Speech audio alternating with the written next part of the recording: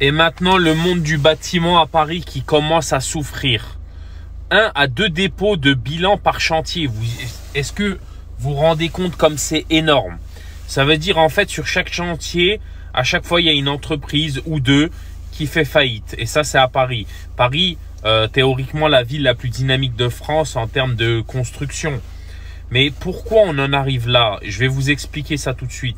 Mais vous voyez, comme ils disent, hausse des matières premières, moins de logements en construction parce qu'on donne moins de crédit, remboursement du prêt de garantie par l'État, par des entreprises qui déjà, elles étaient à sec. En fait, elles allaient faire faillite dans tous les cas. On leur a donné un peu d'air et elles ont fait faillite après. Parce que quand il a fallu rembourser, c'était pas possible, donc banqueroute. Mais je vais vous expliquer un autre truc. Vu que la consommation, elle a fortement chuté, parce que les banques ne donnent plus de crédit facilement comme avant. En fait, ce qui s'est passé, c'est que le pays, le monde s'est habitué à cette masse monétaire immense pour se développer. C'est-à-dire, ça a construit des infrastructures, ça a construit des nouvelles boulangeries, des nouveaux magasins. Les entreprises ont embauché en masse. Elles ont obtenu des prêts, elles ont embauché en masse et ces employés, elles ont donné des salaires, des fois des gros salaires. Et ces salariés, ils ont dépensé cet argent, donc ils ont contribué à la hausse de l'économie, c'est-à-dire achat, consommation, etc. Sauf que, qu'est-ce qui s'est passé?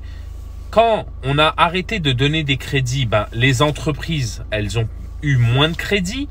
Du coup, les consommateurs et les salariés, ils ont eu moins d'argent à disposition. Du coup, on revient sur du fondamental.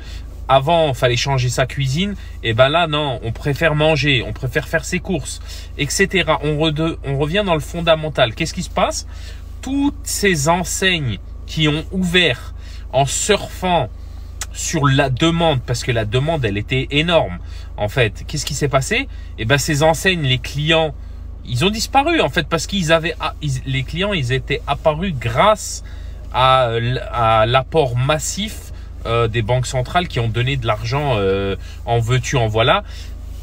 Comme je vous ai dit, on donne aux entreprises, on donne aux banques locales dans les pays, les banques locales donnent aux entreprises, les entreprises donnent aux salariés, et etc., etc. Et ça fait monter la consommation.